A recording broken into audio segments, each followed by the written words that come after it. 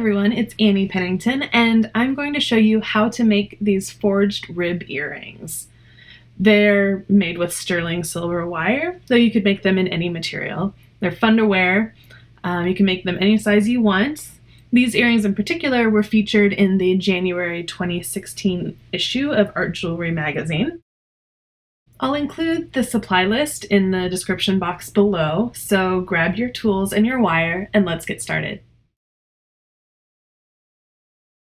The first step is to cut all of the wire to the lengths needed for all of the components of the earrings. You'll need to cut 4 of each of the following lengths.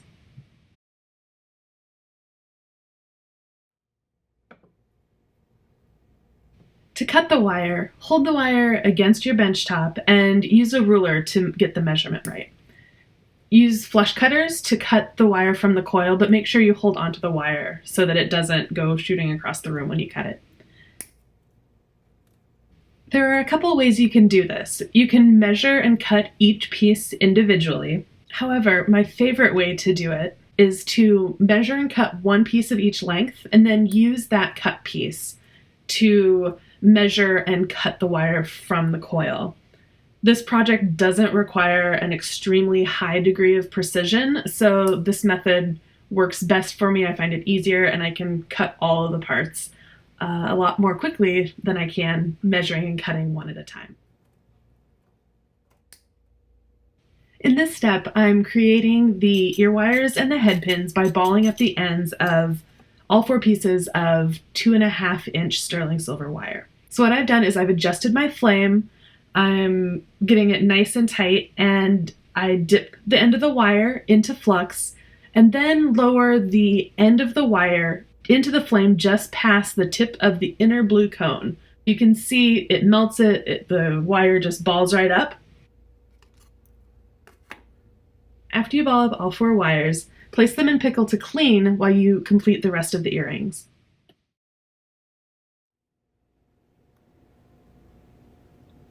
The third step is to forge both ends of each wire into a paddle shape. So first you want to straighten your wire, then place it on a steel bench block and use the slightly rounded face of a planishing hammer to begin lightly hammering the end of the wire. You want more of the force to be toward the end, you want that to flare a little bit, and then as you go further up the wire, you don't want to strike as hard. You want to create a nice transition from the round wire to the paddle shape. I'm flipping the piece back and forth to make sure that I'm evenly flaring the end of the wire. Repeat this on both ends of all of the remaining wires.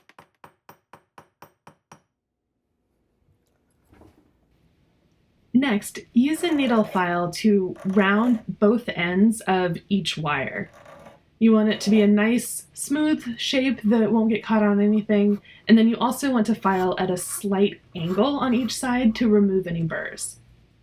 Use 400 grit sandpaper to round both ends, and follow that by sanding the entire surface of the wire to give it a nice satin finish.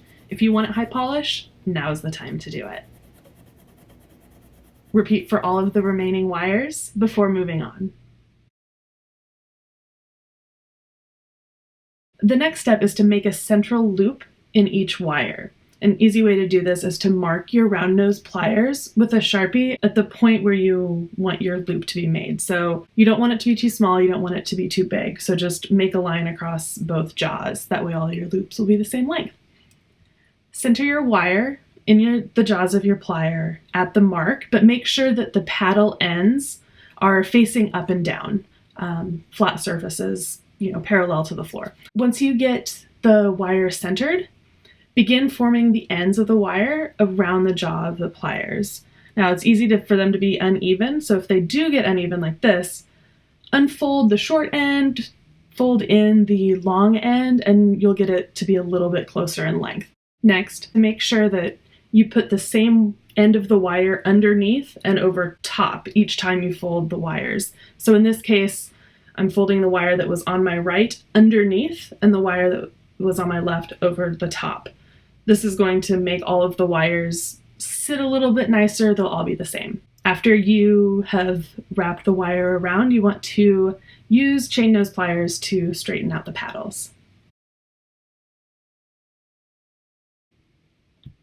In this step, you're going to take all of those wires with the loops in them and form them around a variety of different sizes of mandrels to get them to curve. I will put the sizes of the mandrels I use in the description box below. Take one wire at a time and place it on the mandrel with the loop facing up. Then hold it in place with your thumb and use your other hand to form the wire ends around the mandrel. Turn it around and use your thumbnails to just kind of pinch those ends in to complete the curve. Repeat this for all of the remaining wires. Next, you want to give each wire more of an oval shape. So grab the loop with a pair of chain nose pliers and then use your fingers to bend the ends down and adjust them as needed. You want to do this for each of the sizes of wires. Some will need more adjusting than others. Basically, what you're looking for is to give all of the different sizes of wire a similar profile. They want kind of an upside down U shape with the ends just kind of pointing in a little bit. Here you can see the original shape of the wires in the upper right hand corner and compare that to the newly adjusted, more oval shaped wires that you're looking for. Grab one of the balled up wires with the tip of your pliers at the mark and form the long end around one of the jaws until the ball nearly touches the length of the wire. Next, align the two wires and grab them about a ½ inch above the ball with a pair of chain nose pliers. You want to make a fairly tight bend. Then, one wire at a time, place the bend on a small mandrel to give it kind of a pointy teardrop shape. Then just use your fingernail to make a slight outward bend near the loop of the ear wire. Align both ear wires and then use a pair of flush cutters with the flat side of the pliers facing the ear wire and trim the ends so that they're the same length. Next, you want to round the ends of the ear wires using a cup burr. I like to support my flex shaft handpiece against my bench pin and then hold the end of the ear wire in the cup and rotate it as the burr spins, but you can do this however you'd like. To assemble the earrings, take one of the balled up head pins and add a large curved wire to it. Make sure that the ends are pointing down. The ball will stop it from falling off. Then add a second large wire and make sure that the ends are sort of offset from the first. You want to do this as you add the additional wires to sort of lock the lower levels in place. Work your way from the largest wires to the smallest and make any adjustments if needed. Add the spacer wire and grab the head pin above that wire with the tip of your chain nose pliers. Make a slight outward bend. This will help keep the loop centered. And then readjust your pliers and make the first half of a wrapped loop. Grab the loop with a pair of chain nose pliers and complete the wrapped loop until it is tight against the scrap wire. Remove the scrap wire and then trim the end. Use a pair of chain nose pliers to tuck the end and make it look nice and clean. The last step is to add the dangles to the ear wires. Use chain nose pliers to open the loop of an ear wire, just like a jump ring, so one end toward you, one end away from you. And then take one of the drops and slide the loop onto the end of the ear wire and then just kind of work it around, thread it onto it until it rests nicely in the loop of the ear wire. And then use those same pliers to close the loop. I like to wiggle it back and forth a little bit to make sure it's nicely closed. And here are the final earrings.